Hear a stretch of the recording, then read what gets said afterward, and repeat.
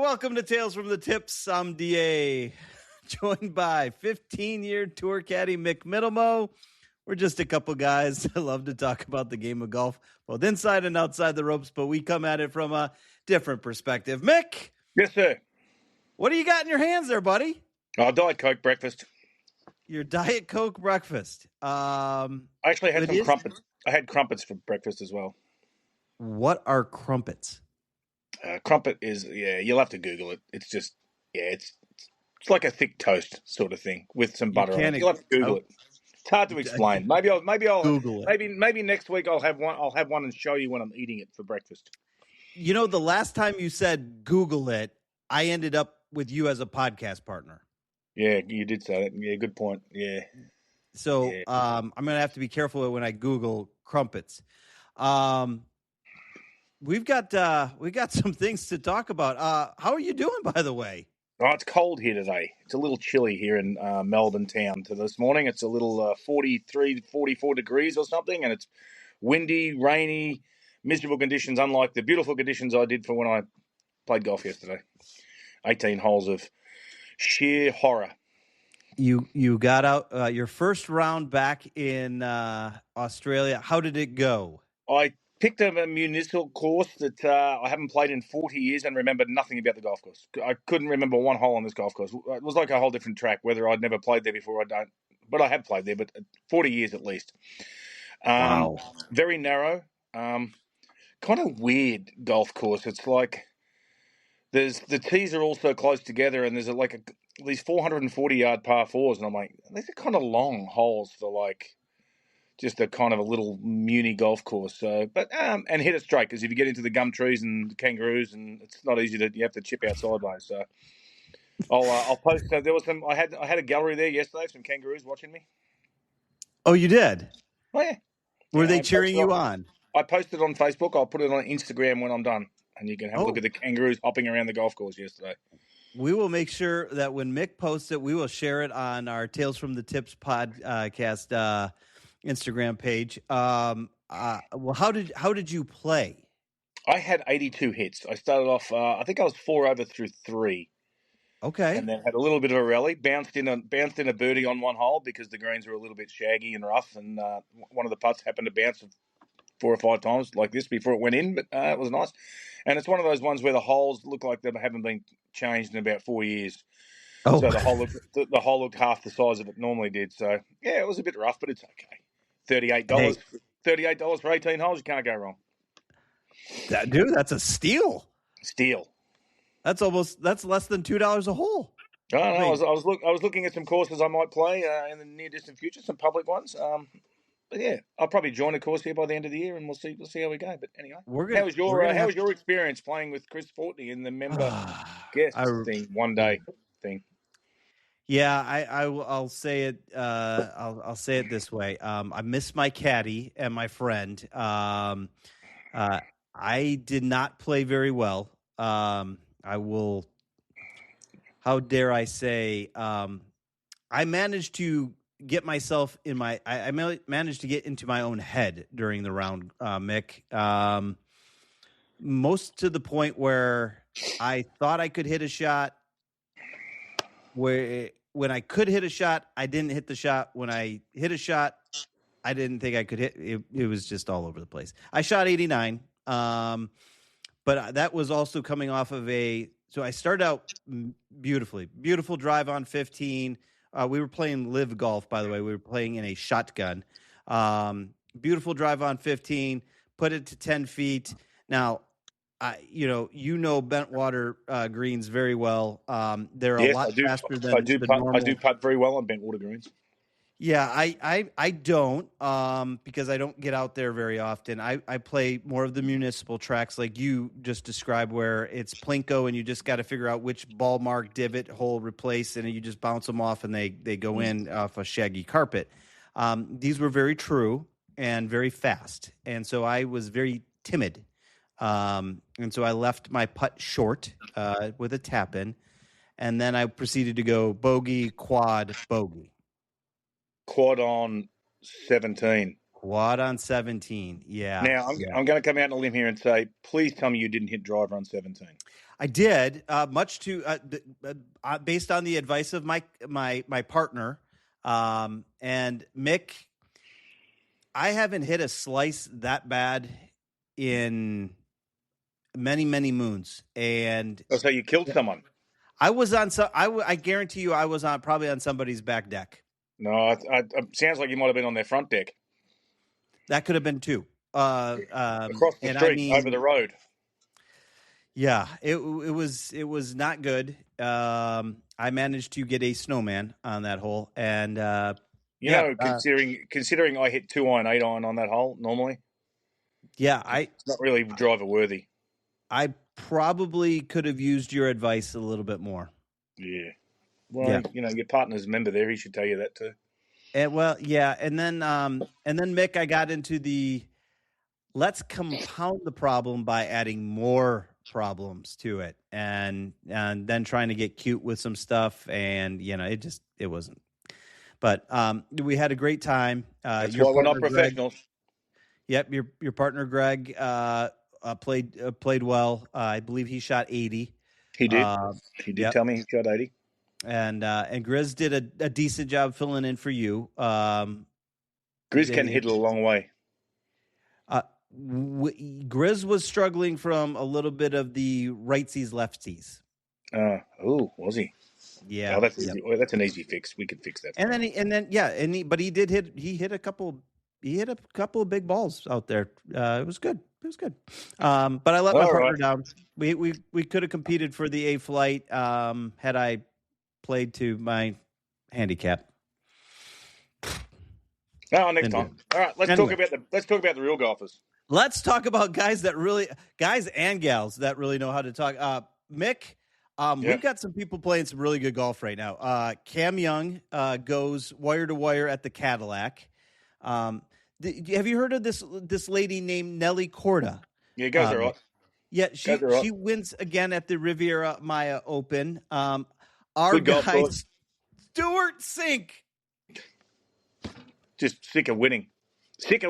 Can this guy get any better? I mean, like literally. So he wins back in his home state of Alabama at the Regions Tradition, the second major of the season on the Champions Tour. So he's got back-to-back major Champions Tour wins out there. And then Mick, I know I gave you a little bit of not much time to dust off your course maps, but we head back to Quail Hollow this week on the PGA Tour for another signature event, the Truist Championship.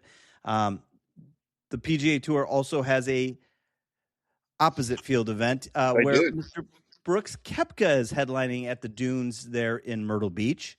The DP Tour is in Barcelona, Spain. And speaking of one Spaniard, did you hear about Mr. Rahm's agreement that he has come to with the DP World Tour? Yes, I heard about it. So it seems amazingly how things change when things start getting tight, how you're willing to make concessions.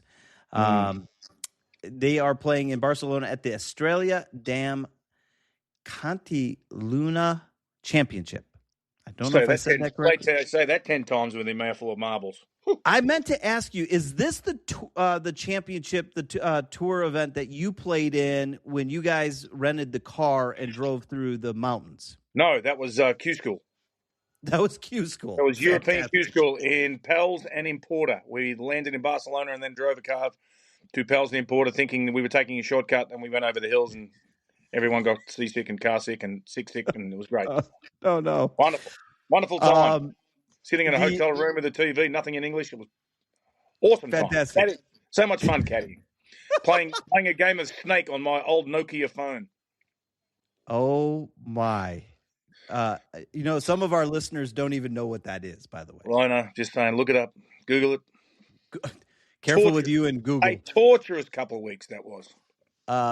The ladies are at the Mizuno America's Open at Mountain Ridge Country Club in West Caldwell, New Jersey. Oh, by the way, Miss Corda's taking the week off, so somebody else has a chance to win. She might still win. And right. And yes, Liv, even though you buried them last week, is still making news this week. Did you hear Mr. Bryson's comments, So sir? who cares? Who cares? Who cares? He's going to be a YouTuber. Yeah, I saw that. He wants to upload his YouTube page by 3 times as many and then just play the events that he's welcome to. Well, none. Go away. All I go do away. have some You took thoughts. the money, you laid in bed. That's what you did. Go away, all of you. Ooh. I love just watching you get riled up about this. I do have some thoughts. I will share my thoughts about LIV. I think Scott O'Neill may have a plan, and I plan on sharing that with you. So, Okay. if you're ready, sir, I'm ready. No more than 1 minute on LIV. let's grip it and rip it.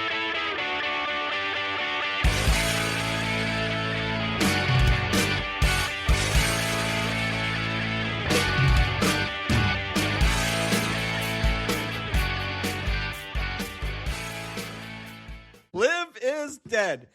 No, we're not going to start with LIV is dead. Let's start with Cameron Young. Goes wire to wire at the Cadillac. Wire to wire. Wire to wire. I don't even know what that means, but okay. I guess he went wire all the way. to wire. Wire to wire. Okay. It's a little later in the evening, Mick, but I haven't been doing drinking that either. Let me ask you this. He went for so long of close but no cigar. Now Cam Young got a taste of victory last year. Scotty Scheffler's coming second a lot too, I'm noticing now. Scotty Scheffler. It's not bad. It's good money. It's good money. It's not 10% for 8. It's only 8. It's only 8.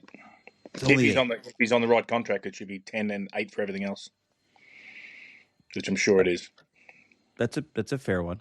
It used to be 10.75, which was obnoxious. 10.75, 5%. 10 for a win. No, 10% for a win, 7% for a top 10, and 5% for anything else. Ew. Yeah, it was horrible back in the day.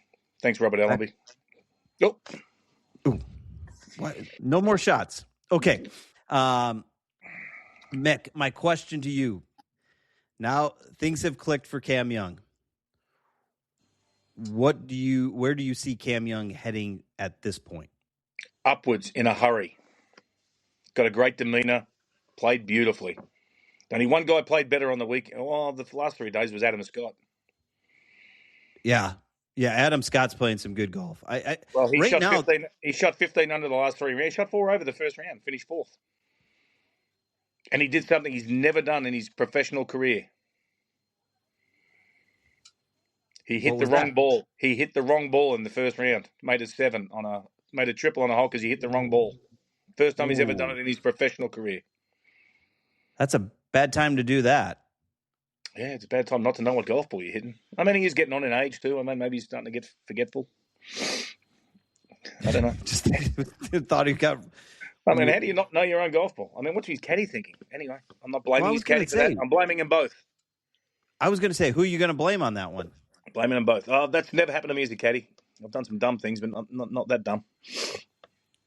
Gave a few wrong yardages. That's not true. Maybe. Well, I mean, it's alleged. It's alleged. It's alleged by Daniel Chopra. He alleged it. Trip Eisenhower accused me of it one day too. Speaking of Daniel Chopra, he was on XM satellite radio this week on the PGA channel, telling the same story you told about when we were talking about rulings. Did you hear? I did not hear that. He was telling the story when I will say he and you appealed multiple times to multiple officials, and the smug, not so nice name, official got his way. And then Daniel proceeded to tell the story where that, because that was in the final round, that he was on the plane flying back. He happened to have a window seat. The official happened to have the aisle seat, and Daniel politely had asked him if he could switch because he was having a few cocktails and he has to go to the bathroom a little bit more often when he's consuming cocktails. And gentleman said no. And so he proceeded to wake him up 8 times on the flight. Good. Yes, I know that story. And he had, and most of the times he didn't really need to wake him up, but he just did it anyway. I think it was Yeah, hilarious. probably. I just But hence, appreciate it. The you're funny never part going is, to get a I good remember ruling you.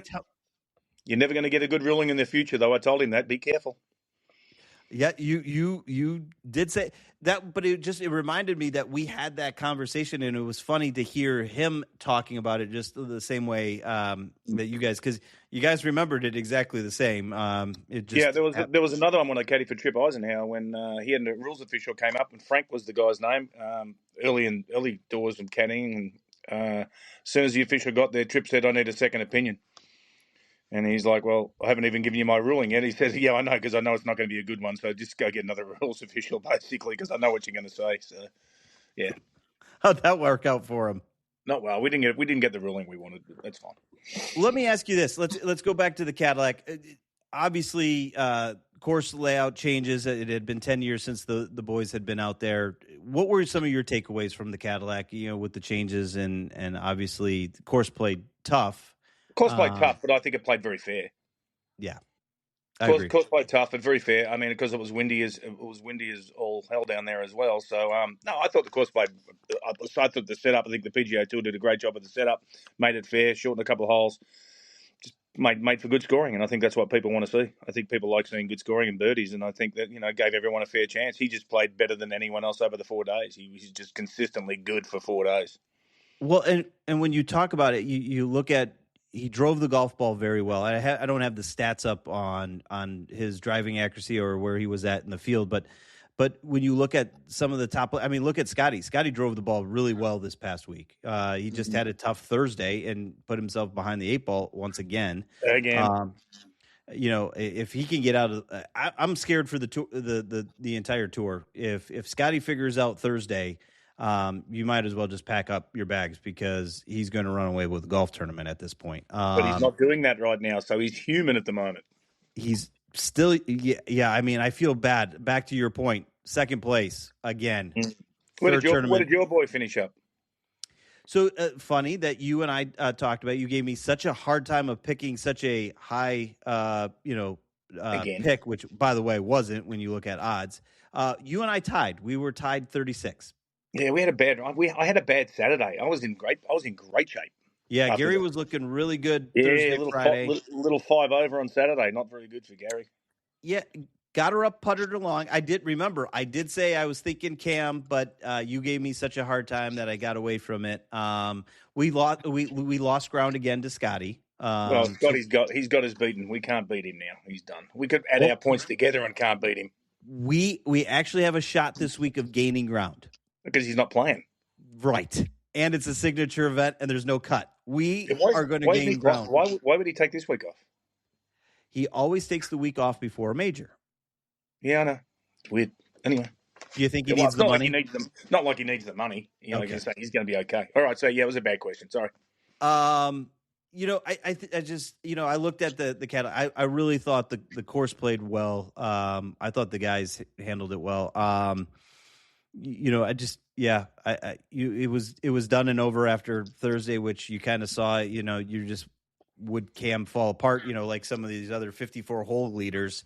Nope. But when you go into Sunday with a 6-stroke lead, you can afford to call a penalty on your own self and still win going away. Yes. So nice to see you call penalties on yourself. Good golfing right there. Very honest.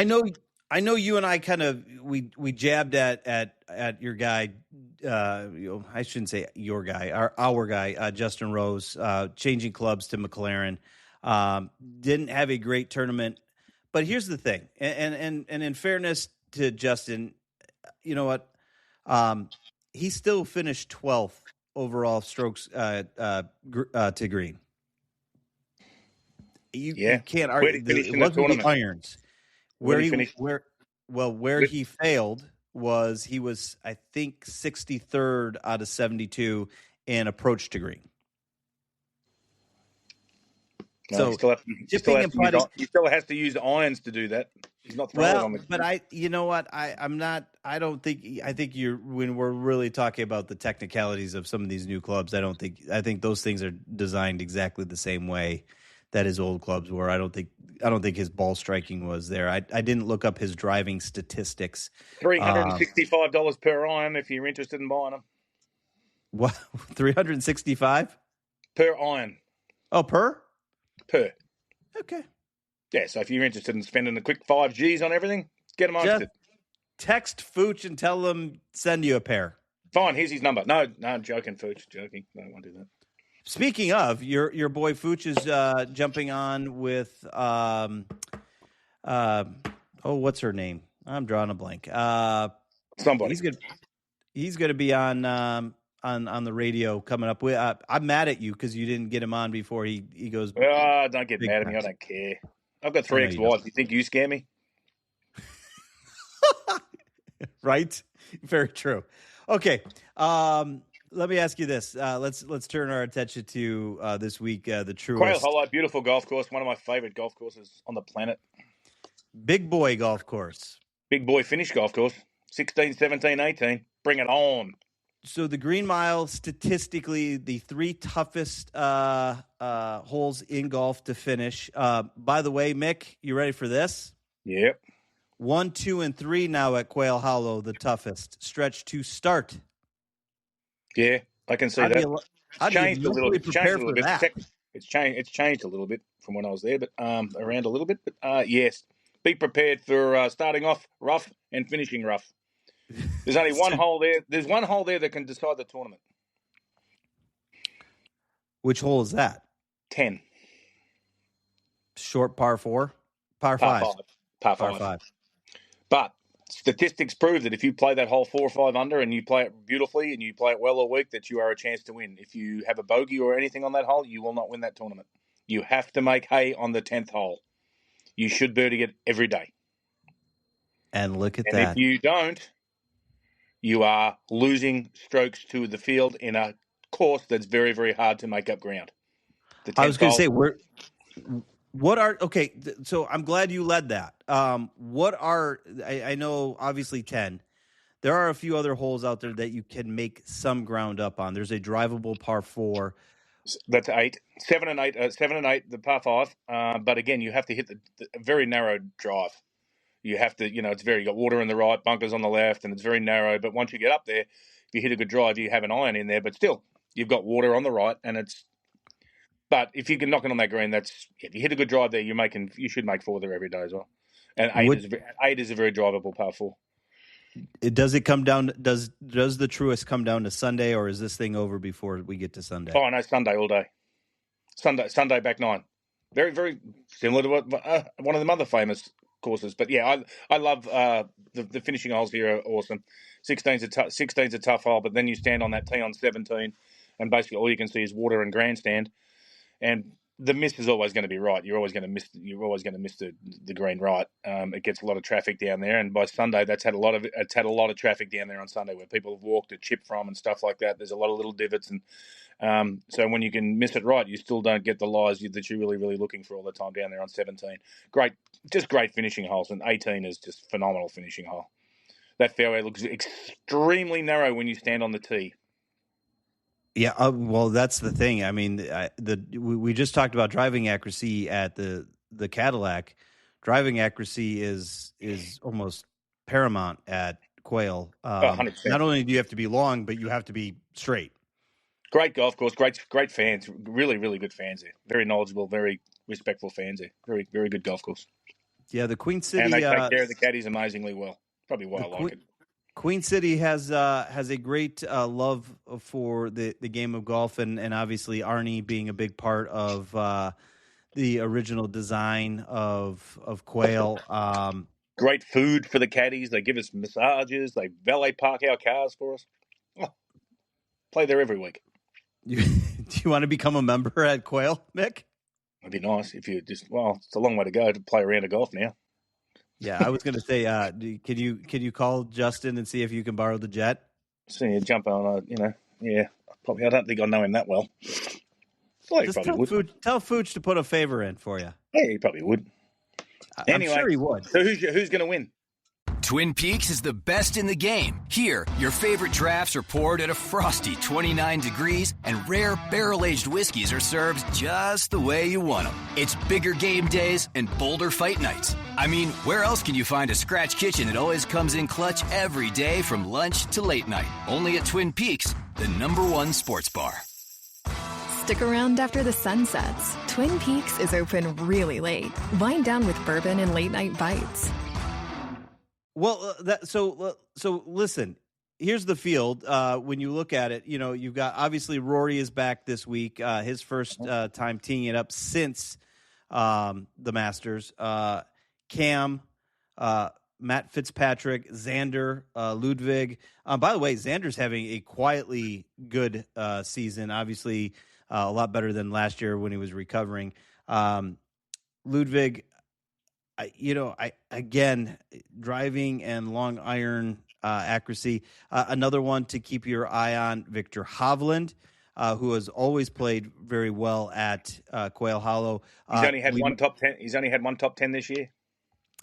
That is the key. See, Does it feel like I've done homework? I feel like I've done homework for this one. You have done your homework. Don't play like that. Yeah. We know that you have. Yeah, I do.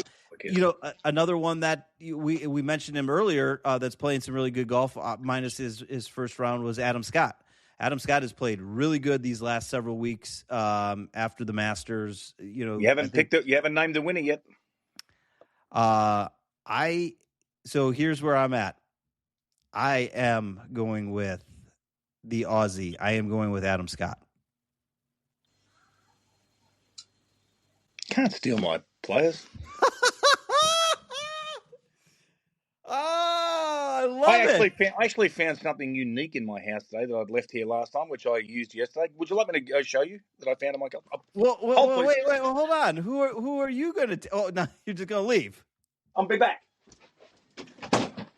Oh, ladies and gentlemen, the love and joy of recording a podcast and also being live. Mick just literally got up from his seat and left. So if you're watching this, you're staring at a wall of hats. And I'm back. Oh, there he is. Okay. So what I found in my look, the Australian golf shoes that I have. Oh wow! Adidas golf shoes that I forgot that I had here at the Middlemo La Casa here in Australia. Very, very nice. Little Australian flags on them. Look at those little President's Cup shoes. So who are you taking, sir? JJ Spawn. JJ Spawn. Okay. Didn't see that one coming, did you? Didn't see that one coming, did you? No. You know who I thought you were going with? Cameron Young. Min Woo Lee. Nah, he's too up and down. He's like, he either plays well or he misses cuts. There's no in between with him. Yeah. I mean, obviously this week, our goal to catch Scotty. Right now, collectively, we would surpass Scotty for first place. We're playing a scramble. Right, we're playing best ball right now. Obviously Rory, number one odds. Cam right behind him. Xander, Ludwig, Matt Fitzpatrick. I don't know what to. It was hard not to want to go back to Fitzpatrick. I can't last Fleetwood. His brother played good. His brother played good last week too. Yeah, his brother tied ninth. Yeah, brother played good last week. $500,000. Not bad for your first. Are you picking in the other event as well? We can. Do you want to do that? I don't have any odds. Let me go. I don't need odds. I already know the winner. Well, okay. Well, then hold on. Let me go to I don't even know who's in the field besides our boy. Hold on. Brooks Koepka. Yeah, Brooks. I'm going Billy Horschel. Oh, Billy Horschel. That's a good one. Who else is in the? Hold on. Where's the field? Jeez. Billy Ho isn't playing in the Truist? Yes. No, sir. Oh, the One Flight Myrtle Beach Classic at the Dunes Golf and Beach Club. Let's go.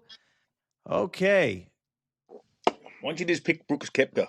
like you wanted to. I don't want to, because I don't want to take Brooks. But I do have a question. Is this the week that Brooks wins his first PGA Tour event? Well, no. It's not his first PGA tournament since coming back. But no, he's not winning this week. No. His first, yes, since coming back.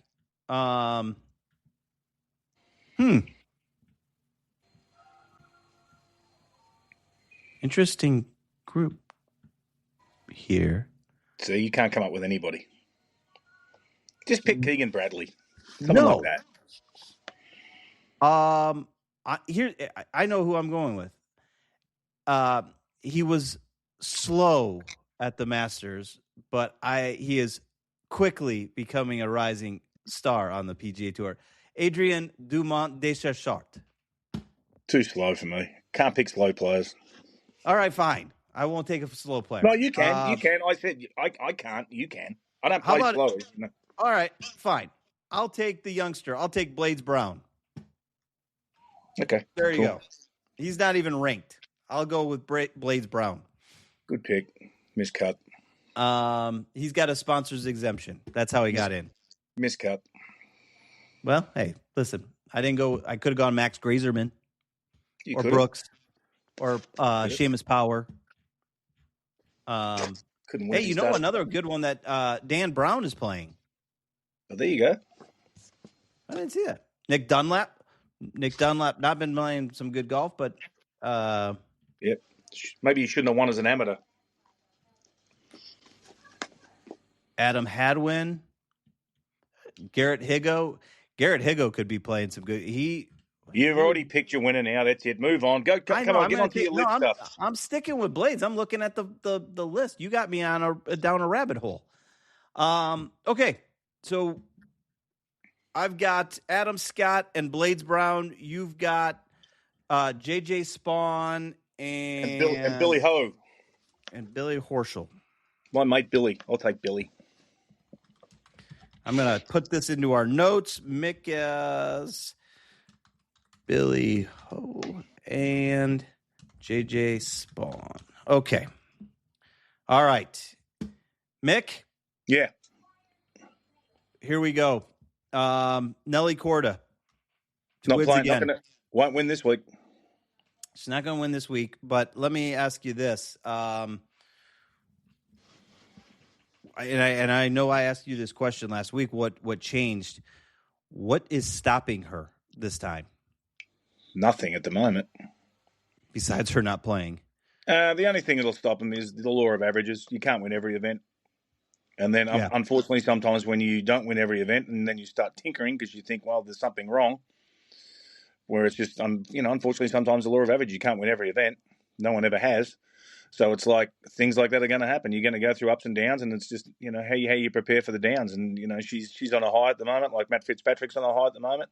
Just try to keep doing it. It's just a mentally tough game because you just want to try to improve all the time. But if you're winning, you're still going to try to find something, to make it better. And it's like I said, it's a very tough game mentally. And sometimes when you're on top, it's even harder than when you're struggling.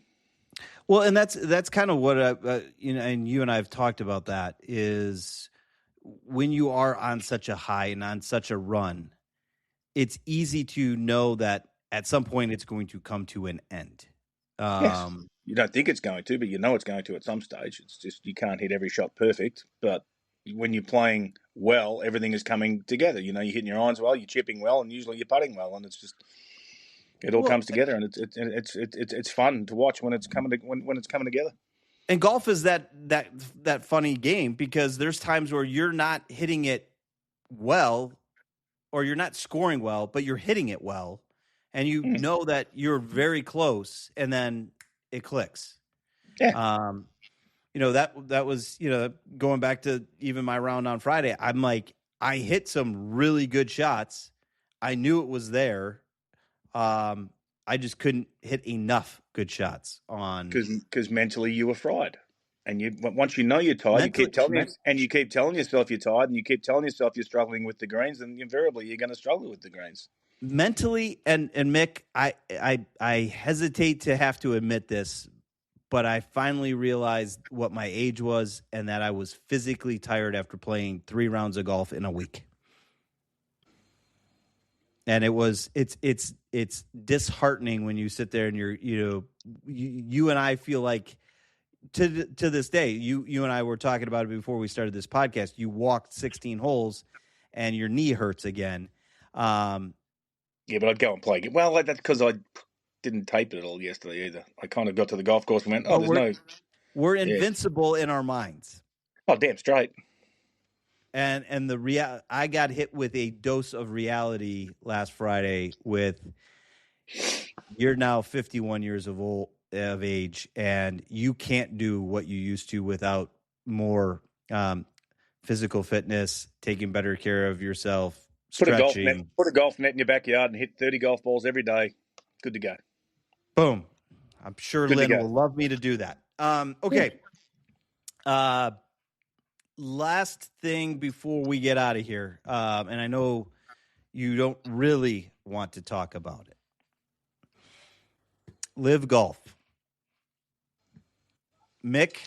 Sorry, I was snoozing. What? I hear you.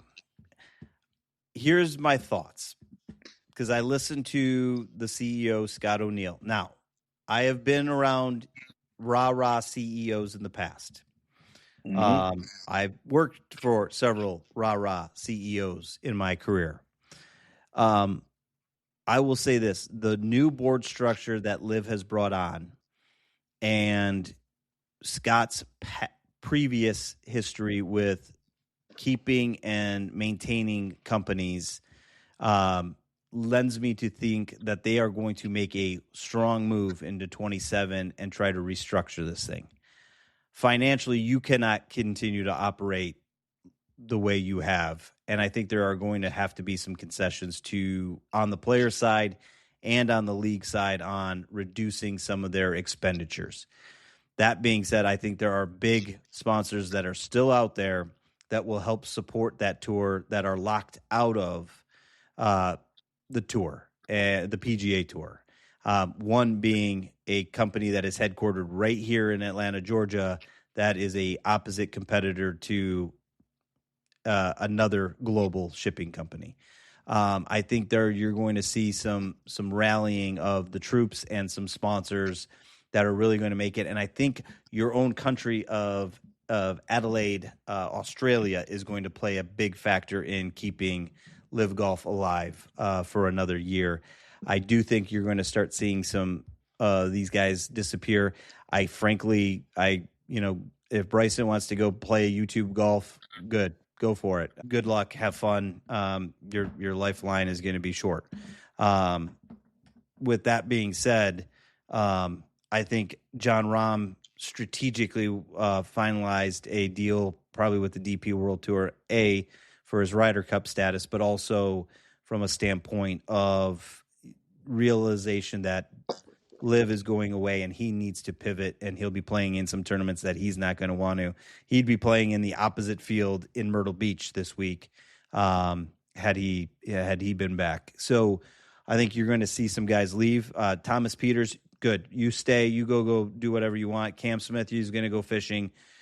Those guys, we don't want you back anyway. We don't miss you. Candidly, I'll be honest, I don't miss any of them.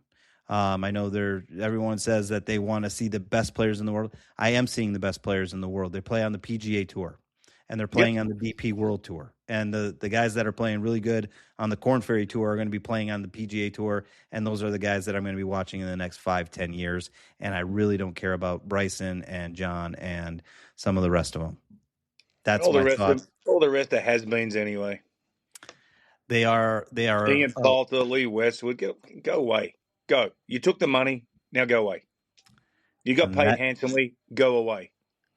And that's where I kind of figured you wanted to leave that. So, Mick, I grabbed my shovel. I'm tossing the dirt on. We've officially buried it. We're not going to be talking LIV Golf anymore.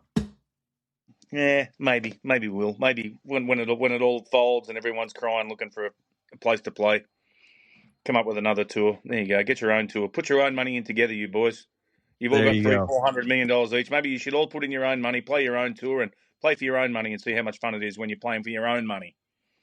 Have your teams. Yeah, have fun, guys. Okay. Anyway, that's enough. Oh, I can't believe I commented that much. You did good. I'm so proud of you. You got anything else? No, that's it. What I'm else good. is on the agenda for the day? I got up this morning to watch Greg Owen win on the Legends Tour in Europe. Won by 3 shots. Had a 3-shot lead coming up the last or whatever it was. One in Bermuda or wherever he was playing. Killed him. Beat Scott Hendon. Yeah, good to see Greg Owen back at it. That's good to see. He's playing some good golf too. I mean, he just shot played 64. Shot 64 in the last round. Good golf by Greg. Nearly his tournament low. 63 was his tournament low on the PGA Tour. Wow. Canadian Open started bogey, double bogey, shot 63. Your favorite place, the Canadian Open. Same course too. Same course that you walked out of. What's same course? Yeah, Glen Abbey, same course. See, I got good memories there. Any you and Dad have any big plans? No, we got the footy's on tonight. The Australian football, good game. I think Fremantle plays someone tonight. I don't know. Collingwood had a draw last week, a tie, whatever you want to call it. So yeah, we'll probably go and have a couple of beers tonight. It's a beautiful, wet, rainy day, so I'm sure I'll be cooking some sort of nice dinner for him, and then then we'll go around and have a few beers. I'm going to hopefully dodge the storms here in North Georgia tonight, and we've got a weekend packed full of getting ready for graduation season. Oh yes, you do. And my oldest turns 20 years old tomorrow, so we're going to do a little celebrating tomorrow. Can't drink yet. She can't drink yet. Not yet. Not yet. She can in Australia. 18. She'll have to come and visit Uncle Mick. Come on. Come to the RSL. We can drink beers with Dad. There we go. All right.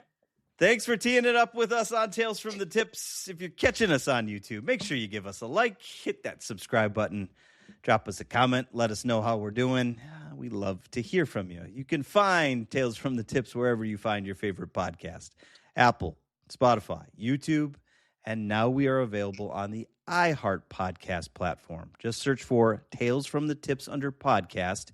Hit the plus button, subscribe, and enjoy. Mick? Yes, sir. You can catch us on all the socials, Instagram, X, and your favorite? TikTok. And yes, while we had a little minor issue with our Twitch channel, you can always catch this debacle, or whatever you want to call it, live on Twitch. We have to sometimes realize that people are listening all across the globe at all times. So you can find us on Twitch.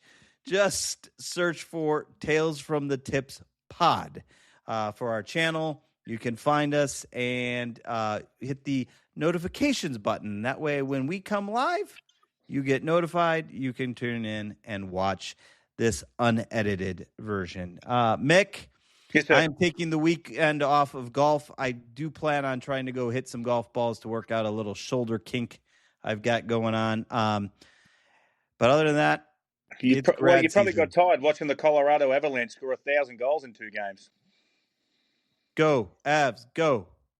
We'll see you next time on Tales from the Tips. Keep your drive straight, your putt short, and your scores low. We're out of here.